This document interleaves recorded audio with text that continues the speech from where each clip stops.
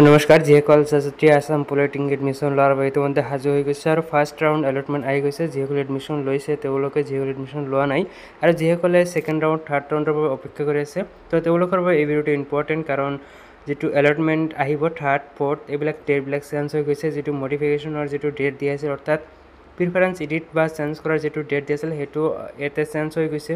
লগতে যিসকল এডমিশ্যন এতিয়ালৈকে হোৱা নাই তেওঁলোকৰ বাবে এইটো এটা ভাল খবৰ আহি গৈছে। তো গোটেইখিনি আপোনালোকক ইনফৰমেশ্যন জনাবলৈ চেষ্টা কৰিম ভিডিঅ'ত, তো আপুনি ভিডিঅ'টো সম্পূৰ্ণকৈ চাই থাকিব।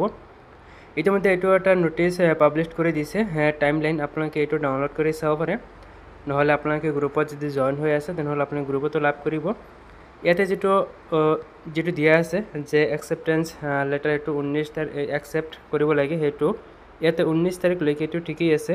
কিন্তু যিটো অৰিজিনেল ডকুমেণ্টছ ভেৰিফিকেশ্যন সেইটো চেঞ্জ হৈ গৈছে। 16ৰ পৰা 19লৈকে আছিলে, এইটো এতিয়া বঢ়াই দিছে 16ৰ পৰা 23লৈকে কৰিছে, অৰ্থাৎ 23 জুলাইলৈকে এইটো বঢ়াই দিছে। তো যিসকলে এতিয়ালৈ মানে ভেৰিফিকেশ্যন কৰা নাই, কলেজত যোৱা নাই, তেওঁলোকৰ বাবে ভাল খবৰ। এইটো এতিয়াও তেওঁলোকে ভেৰিফাই কৰিব লাগিব, ভেৰিফাই কৰিব পাৰিব। এইটো 23 জুলাইলৈকে আছে। তো নেক্সট ইয়াতে যিটো ভেকেঞ্চি লিষ্ট সেইটো আহিব 26 জুলাই তাৰিখে, আৰু ছেকেণ্ড যিটো কাউন্সিলিং বা ছেকেণ্ড যিটো মেৰিট লিষ্ট আহিব বা ছেকেণ্ড যিটো এলটমেণ্ট আহিব সেইটো আহিব 29 জুলাই তাৰিখে আহিব। অৰ্থাৎ যিসকলে ছিট পোৱা নাই, ছেকেণ্ড ৰাউণ্ডৰ পৰা অপেক্ষা কৰি আছে, তেওঁলোকে 29 জুলাইলৈকে ৱেইট কৰি থাকিব লাগিব, কাৰণ 29 জুলাইতহে এইটো ছেকেণ্ড ৰাউণ্ড এলটমেণ্টটো আহি যাব।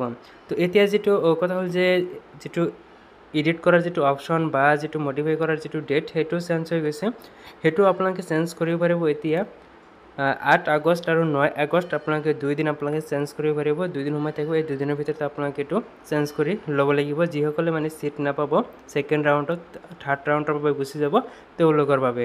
তো এইখিনি আপুনি নিশ্চয় বুজি পাইছে। যিসকলে ফাৰ্ষ্ট ৰাউণ্ডত ছিট পাইছে, এতিয়া ডকুমেণ্টছ ভেৰিফিকেশ্যন কৰা নাই, তেওঁলোকে 23 জুলাইলৈকে সময় পাব। যিটো ছেকেণ্ড ৰাউণ্ড এলটমেণ্ট সেইটো আহিব 29 জুলাইলৈকে আহি যাব, আৰু যিটো এডিট বা মডিফাই বা চেঞ্জ কৰাৰ যিটো অপশ্যন সেইটো আহিব 8 আৰু 9 আগষ্টত। আৰু বহুতে সুধি থাকে যে স্পৰ্টছ কাউন্সিলিং, চ' স্পৰ্টছ যিটো কাউন্সিলিং আছে সেইটো আহিব ইয়াতে 11 ছেপ্টেম্বৰ, 12 ছেপ্টেম্বৰ, 13 ছেপ্টেম্বৰ আৰু 14 ছেপ্টেম্বৰ। এইটো আপোনালোকে list receive from the institute বুলি এটা দিয়া আছে, কিন্তু এটা 3 দিন দিয়া আছে। স্পৰ্টছ কাউন্সিলিং 1, 2 আৰু 3, অৰ্থাৎ 3 দিন আছে। এই 3 দিনত হয়তো বেলেগ বেলেগ ধৰণৰ হৈ যাব 11, 12 আৰু 13। তো এইখিনিতে বহুত সুধি থাকে এইটো। তো যিসকল স্পৰ্ট আছে তেওঁলোকে ইয়াতে নিশ্চয় ছিট পাব। তো গোটেইখিনি নিশ্চয় আপোনালোকে এতিয়া বুজি পাইছে। ভিডিঅ'টো ভাল পালে লাইক কৰিব, যদি কিবা বুজা নাই নিশ্চয় কমেণ্ট কৰিব, কমেণ্টৰ আনচাৰ দিবলৈ চেষ্টা কৰিম।